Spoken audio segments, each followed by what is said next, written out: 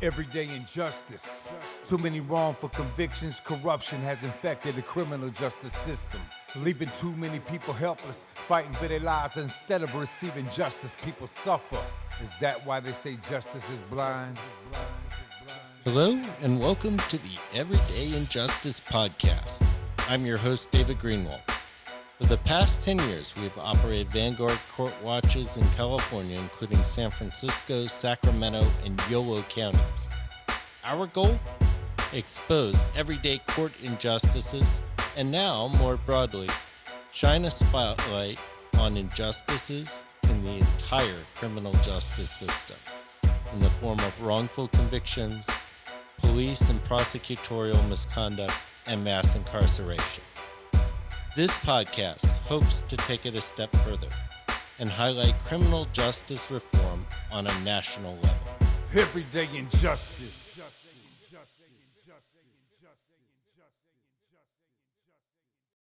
Today on Everyday Injustice, we have recently retired Professor Marvin Zalman. Welcome to our show. David, it's a pleasure to be here. So, some of your recent work has been on wrongful convictions. I'm really interested to kind of learn about how you got into that in the first place and what you've kind of learned about that.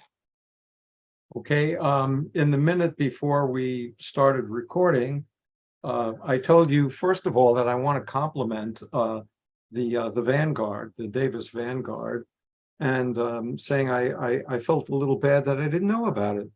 Until I was invited to be on your podcast. I looked over the website and I think it's absolutely terrific.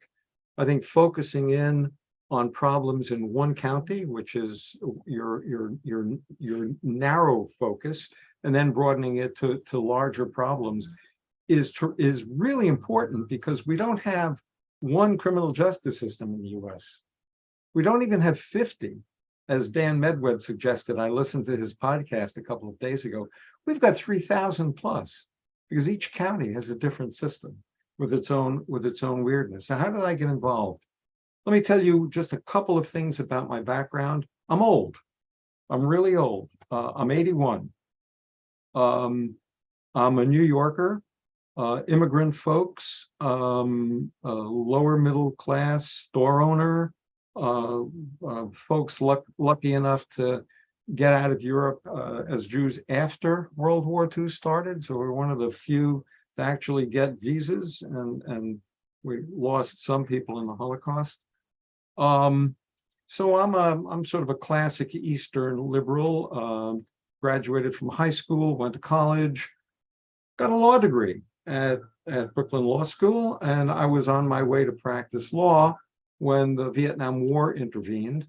My wife and I, who I had met in law school, had taken our Peace Corps exams, passed, and we ended up teaching at a law faculty in northern Nigeria. And the way I got into criminal justice, for starters, was that I was simply assigned to teach criminal law and criminal procedure of northern Nigeria. And I became really interested in it. Not only did I teach, I did a little bit of research, and when I came back, I entered the School of Criminal Justice at Albany. It was, nowadays there are hundreds and hundreds of criminal justice programs around the United States. There weren't any in those days. So I became an academic, and I ended up getting a PhD, teaching at Michigan State in the 70s and at Wayne State in Detroit since then. So you want to know how I became interested in wrongful convictions? My interest when I was first studying criminal justice on my own, teaching law in Nigeria, was in sentencing. I read some stuff on it in the library. I found it interesting. I made that my doctoral dissertation. And when I was in Michigan, after about a decade there, I was involved in the Office of the State Court Administrator, and they tapped me to direct a project on sentencing guidelines. So looking back on my long career, I was the director and then the co-director of the Michigan Sentencing Guidelines Project. Then a couple of years later, I took a position for a very brief time in New York State as the director of their Committee on Sentencing Guidelines. And as I was doing that, I had certain ideas and ideals, and looking back, saying, well, that was right as the tough on crime era was gearing up, but we didn't know it at the time. And we just knew that prisons were becoming filled up and corrections departments were going crazy. And we didn't have a complete view of that. And it's only in the recent years, as the scholarship has looked back on it, so I have this sense that what I was doing was working on a failed mission with partial information. I didn't know exactly what was going on, but it wasn't me alone. A lot of really smart people were feeling the effects of the increase in the numbers of prisoners, but not getting a good handle on it. And as we look back on it, the handle deals as much with political issues and structural racism as anything else. So when I finished my gig in the New York Sentencing Guidelines Commission, which was a failure, it completely collapsed. They never adopted guidelines. I was sort of burned out with sentencing, and my teaching was mostly on criminal procedure. I was writing a textbook, and I would say intellectually I was kind of floating. But over the years, I had read a couple of books detailing wrongful convictions, and I was really impressed by them. I was aware of scholarship that's important to wrongful conviction scholars, innocent scholars, but pretty obscure to the larger community, by the late Ron Huff, just a wonderful man, passed away recently. He was the chair, the dean of the Crime and Justice program at UC Irvine. And he at first a grad student at the time, had done some of the early work in the 80s before anybody believed that wrongful convictions really occurred. And I was aware of that, and I said, this is really kind of interesting. So in the back of my mind, I'm saying, are there really thousands of wrongfully convicted people every year? And then for a year or two, I'd say, yeah, wow, that's really a problem. Then I'd say, nah, it can't be. And that was the attitude of most people in society. Well, in 2000, I read the really important book by Barry Scheck and Neufeld and Jim Dwyer, Actual Innocence, and that really sort of lit me up. And as a legal scholar, as well as a criminologist or criminal justice scholar, I read a lot of legal journals, and stuff on wrongful conviction is appearing in the law review articles, right? Not exactly most people's bedside reading. So I began to really see that stuff is going on, and I'm not sure how powerfully I was affected by Governor Ryan's a commutation of like about 180 death sentences in Illinois, motivated by no, that was actually it was about 2003. But in 2003, I said this issue was important enough so that I wanted to teach a seminar on it. I was acting chair at the time. I could teach anything I wanted. So I created a seminar on wrongful conviction, and I've taught it pretty steadily ever since. So you told me that you were asked by a family to attend a sentencing hearing of a man who was sentenced to, was it 180 years or 378 years? 378 years. And it dawned on you, at first you were skeptical, and then it dawned on you that the guy was really innocent. Yeah. So after teaching for a year or so, I learned that there was something called the Innocence Network, and that they had annual meetings. And I called John Gould, who's now the director of the justice program at, I think he's at UC Irvine, and because he was more involved. And I said, would it be okay to show up? And he said, yeah.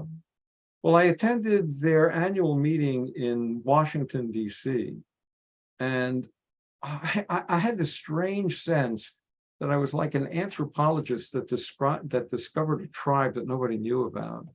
And I just was so drawn to the issues.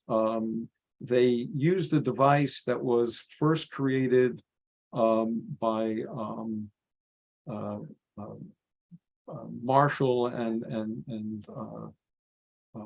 in 1998, I believe. I never attended, and I wasn't aware of it.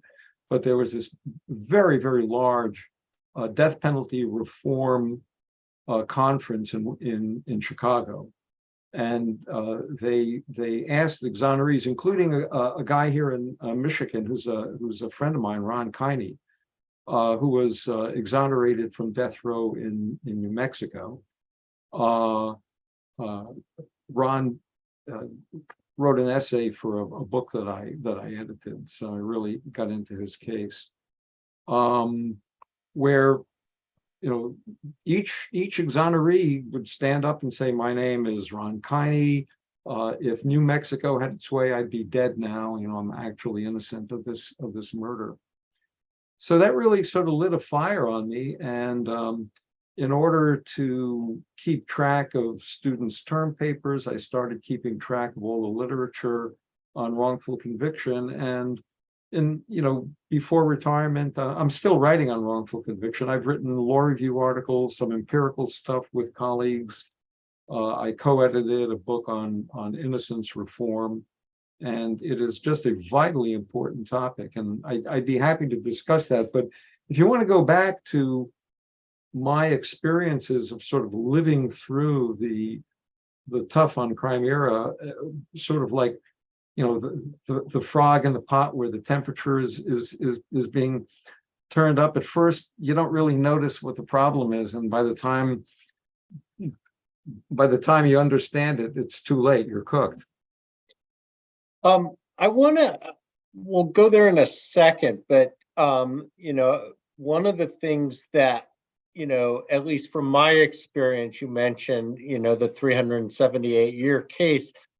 What happened for me, at least, was, okay, you look at this case and you're like, okay, now I'm convinced that this guy is innocent. What went wrong? And then all of a sudden you start seeing all of these problems that are not just apparent in this case, but across the board. And so I've always felt like the Innocence Movement, the actual, Shack and Neufeld, and taking DNA evidence and showing that for sure they got the wrong guy. Like, you could look back in the 30s and there's work on wrongful convictions, but it didn't really take off until you could actually prove it.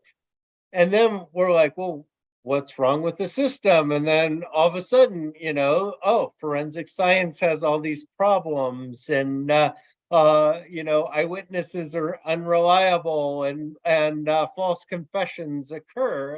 And so I always felt like this is like the window into the need for criminal justice reform. Absolutely. In fact, I tell people that as a criminal justice professor who's not only a critic but wants to work to improve the system, that was exactly my sense when I first really got my teeth into the issue of wrongful convictions. One sort of sustaining cultural factor that supported the tough on crime era was the deep belief among not only the prosecutors and the prosecutorially oriented judges, but among many defense lawyers, that the criminal justice system made very few mistakes. There is a really enlightening essay in Dan Medved's 2017 anthology by I think it's I've got too many names in my head, I'm going to forget it, but by a guy who was a leader in the death penalty reform movement, leading lawyer. I can pull it off the shelf and get the name. And he wrote that as he was fighting to abolish the death penalty by law, by court action in the 60s and 70s and 80s, it never occurred to him that wrongful conviction was a really serious problem. So, and you know, this notion early on that are there a lot, are there not a lot? Well, one of the areas that I've studied was the estimates of how many wrongful convictions we have. Now I can save that for another point. Needless to say, there are quite a few. And what occurred to me was that the judges and the prosecutors, who in one article I once described as the grandees of criminal justice, you know, they're just these powerful people. They're completely convinced that they're right, and that, you know, defense lawyers will make outrageous claims for people, as they often do. You might see that there are claims being made in the news right now for a person who was once known as defendant number one in a New York case. So some pretty outrageous claims might be made for people who are being indicted for crimes. And that's part of the toolkit of defense lawyers. But they completely dismiss the notion that there really are a lot of wrongfully convicted people.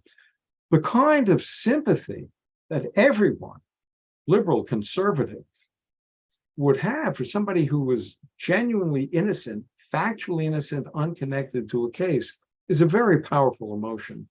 And the kind of pathos that it creates, to seem to me, could be a wedge to open up, you know, the light, as you explained, into all of the different factors that generate wrongful convictions. So it's not just a narrowly focused issue. It has the potential to help to improve many, many aspects of criminal justice. So now going back to the 70s, you know, what do you see as kind of, you know, as you look back on maybe your career, you know, some of the failures of understanding the ramifications of those sentencing guidelines? Because it seemed like, you know, when they shifted the system, you know, there were actually, you know, legitimate reasons to go away from, say, indeterminate sentencing. You know, you used to have cases, you know, there's some famous cases where guys got 1 year to life, which for relatively minor cases, you know, I'm thinking of George Jackson, for example, you know, of, you know, this, at San Quentin and whatnot. But, you know, what are your thoughts on that? Well, it certainly occupied me for a good part of my academic career. What I want to get across is, you know, looking back now to that era, given all that's been written and all that we now know about it, it looks different. I'm trying to say, put yourself in the shoes. You know, you're a young guy in his 20s. You know, you're well educated. It's 1972, and you know, what do you really know? And what I would like to get across to people who watch this is that it was kind of a different world.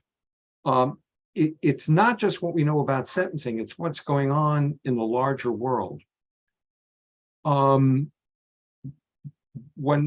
I was a kid, Jim Crow was legal. I mean, I was a teenager when Brown versus the Board was decided. You know, as a young liberalish kind of kid in the New York suburb, it seemed like a really great idea. I had no idea the depth of racial animosity and structural racism in the U.S. I mean, just you know, as I said, my folks were immigrants, so you know they didn't have this sort of deep sense of what American society was like. When I went to law school, there were very few women in law school. My wife was one of something like 10 out of a very large graduating class. The feminist revolution hadn't started yet. Cops would arrest people for homosexual behavior if they could find it. Just a very, very, very different world. And part of that world was, within criminal justice, was this notion that the proper goal of corrections, was rehabilitation. And there was a critique, as you mentioned, of discretion that appealed both to liberals and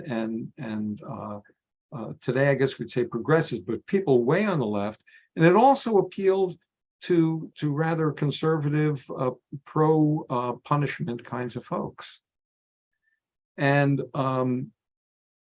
so I remember in grad school, I was sort of part of that critique. I was reading studies that showed that most rehabilitation programs didn't work all that well. And then this notion arose that nothing works. Martinson's famous article, which was a terrible article, because some things do work. And what do we mean by work? Punishment and penal programs are not like medicine, although one well-known criminal justice scholar once tried to say that punishment is like a pill. But people can't be helped. Most of the folks who get involved with problems in the law do need some accountability, do need some correction. They need help more than they need anything like harsh punishment. And as we've learned over time, our penal systems are extremely harsh. A report just came out a day or so ago about the extent of solitary confinement in the US. And it's hideous. As far as I'm concerned, it's torture. The US is torturing hundreds of thousands of people by excessive solitary confinement. So there was a certain level of naivete. So I got involved in sentencing. One of my professors, Leslie Wilkins, had developed parole guidelines, which were a sensible notion of trying to cut down the disparity between, let's say, 9 or 10 parole officers who decided parole release. And you could do that by looking at their decisions and trying to find a mean. And that work was very successful, and parole guidelines were adopted in the US system and in the federal system and in some state systems. But then the idea developed of applying them to the states. And when you jumped from trying to find a norm for 9 or 10 deciders to judges all across the state in different counties with different rules. I mean, when you were talking to Dan Medwed the other day, he was surprised at how decisions can differ so much from one county to another.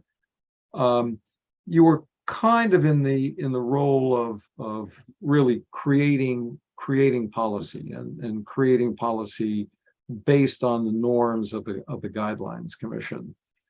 So yeah, I did the work in Michigan. It was an interesting experience. I met with mid-level managers in the correctional system, people representing law enforcement, prosecution, and we worked in a low-key way. We actually did a 2-year research study trying to find norms of sentencing in Michigan, came up with sets of guidelines that focused on each crime level. They were published, and they're still now part of Michigan's sentencing system.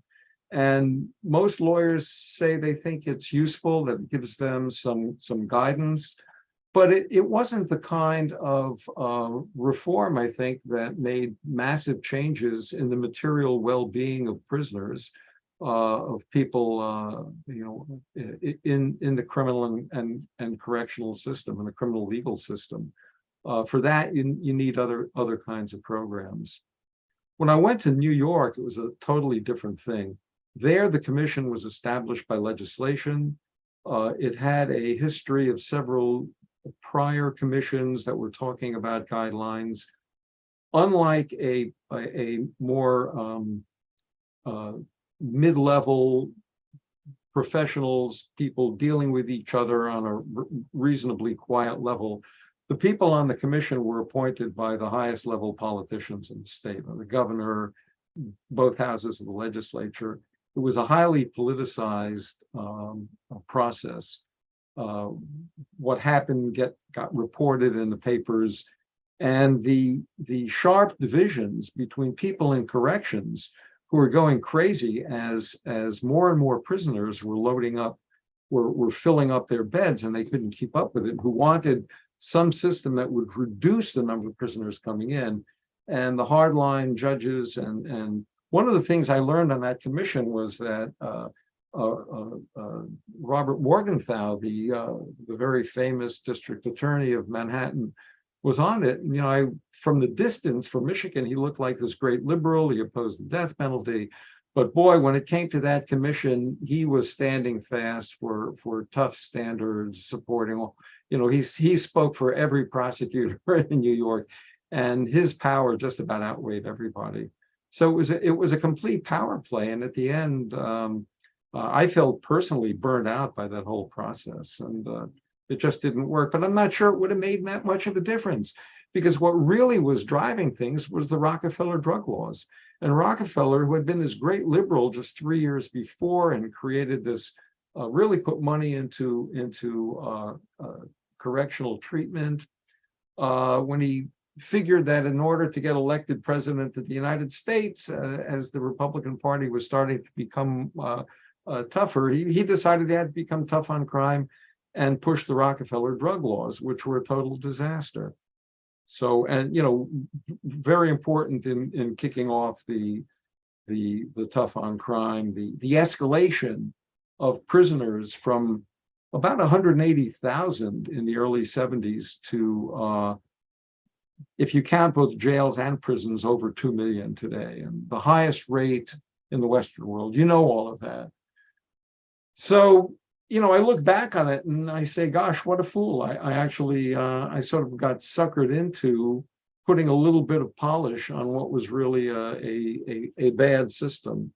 But, there were other people. There's I think one of the most important books that everybody knows about is Michelle Alexander's New Jim Crow. And go back to the introduction. She said when she started working on that as a civil rights attorney, people said, well, don't bother about criminal justice. That's not really important. What's really important is housing and mortgages and jobs. But yeah, criminal justice was one of the drivers of that shift to the right in America. Yeah, I mean, there's a lot to unpack there. I was really surprised when I read a book on Attica and the revolt from the early 70s, how much and how bad of a role Nelson Rockefeller played in creating that disaster and then covering it up. And you're right. I mean, this was a guy that was up in front of a lot of Democrats in the early 60s on civil rights. And, here he is laying the groundwork for, kind of the regression of civil rights, after the 70s. The Attica Uprising occurred just as I took my first job, right? I was an assistant professor. He loaded a U-Haul and we drove from New York to Michigan. And just as I got there, that happened. And it was obviously a really sickening situation. One of my classmates at the School of Criminal Justice, and there were students in the master's program who were not going to go on to a PhD, and they were New York City cops and state troopers. He was a state trooper, and I met him a few years later. He later went on to have an illustrious career. As a state trooper, he told me he was filming the other troopers who were shooting into the yard, and he was shaken up by that whole thing. It was ghastly. Yeah. Trying to remember her name. the terrific book by a University of Michigan historian. I I'm blocked blanking on it too, and I interviewed her. Yeah. Well, okay. But so what you have with Attica is the myth making, right? The demonization of criminals. I don't think we should. There was in the 60s, on the far left, to some degree, there was the opposite of demonization. Some criminals, some people commit serious harms. Some are career criminals, some are people who do one bad thing in their lives. So I don't think we should necessarily put anyone on a pedestal, but the demonization of people who are in prison, the inherent racism in our society that underlies that, and then that's used as a way to keep pushing the system in a very negative direction. Yeah. One thing I was wondering, and this is kind of an overall thought, is, are you surprised at the level of kind of public fear of crime? Because that seems to be driving a lot of this, is that people are mortified of becoming a victim of crime, and so it drives all these draconian policies and all sorts of other things, including residential, living patterns and things like that. So as an academic, I tend to answer questions through books rather than through experience. But California has a wealth of absolutely brilliant people. To name one, I think I'd say the answer is in the title to Dan Simon's book. Dan is a professor at Berkeley. Governing Through Crime. Serious crime is serious. It needs to be dealt with. People need to be apprehended if they've committed crimes. They need to be held accountable in reasonable ways. Society should be organized in a way to reduce as much as possible those kinds of crimes. All of that is very rational, but we have to remember that crimes do spark fear, but they also spark anger. And I think everybody will be angry at some crimes. So it's not a conservative liberal thing.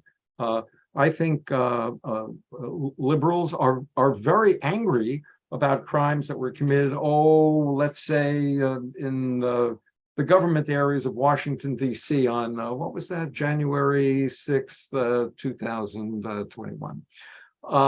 Yeah, I'm really angry and fearful for the consequences of those crimes. So, but as we know, it's always been a policy of governments to gin up that fear, to make it, to heighten it for their own political purposes. So that's Dan's title. Governing crime, mayors govern crime. They have to find budgets for their police. They have to determine whether or not they're going to be cutting back a bit on the police budget and expanding social policies on the streets that might reduce crime. It's a difficult, challenging experience. Governing through crime is the state legislators or the governors taking a bullhorn and screaming about crime in order to scare people in the kinds of comfortable suburbs that I live in about crime supposedly happening there. By the way, I live in a nice, comfortable suburb. I think every suburb in America should be seen as a high crime district, but only if we knew the tax returns of everyone in the community. There probably is the same percentage of, say, tax cheating among people in the suburbs as there would be crime among hardworking, almost all honest people living in so-called high crime areas in poor areas. So, but add to that, while that's true in every country, it's doubled in the US because we add, this. Now we're really familiar with it, this notion that simply being a black male, targets you as a potential violent criminal in the eyes of some people, and that still hasn't gone away. I read some articles that were recently written by criminal justice professors who are African American, and the men. The South Carolina Senator Tim Scott, did I get his name right? Yep. Who just announced for president, said he himself has been pulled over many times. So, and the horror of it was that while up until just a few years ago, at least, trying to exacerbate those emotions, those prejudices, was sort of not considered proper in public.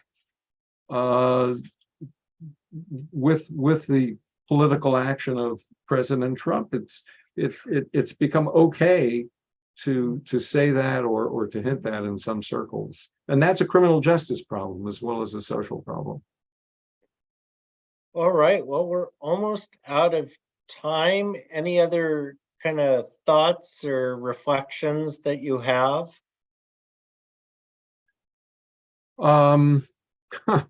Well, I could, any professor could go on forever. So it's better. It's a dangerous question. Yeah. If we had a beer and we were in a tavern, I'm sure I could go on at some length. I think I've said enough. But I do hope to, now that I have some time, to keep writing this column. If people are interested, it's easy enough to find. Proving Innocence is it's not high powered like the Innocence Project in New York City or some of the others, but I'll be writing columns about what scholars in psychology and law and forensic science and criminology have written about wrongful convictions. So I want to just keep talking about it. I just want to thank you for finding me, and giving me a chance to express some views. And Well, good luck with your work. Thank you so much for coming on and sharing some of your experience. Really good to have kind of a systemic overview of the whole system and where we came from. This has been Everyday Injustice. I'm your host, David Greenwald. Join us again next time for more tales from the injustice system. Thank you to George Powell and Norman Mousequake Barrett for the use of our opening, Everyday Injustice. You can see more of George's music at www.justiceforgeorgepowell.com. That's Justice for George Powell, all one word, .com.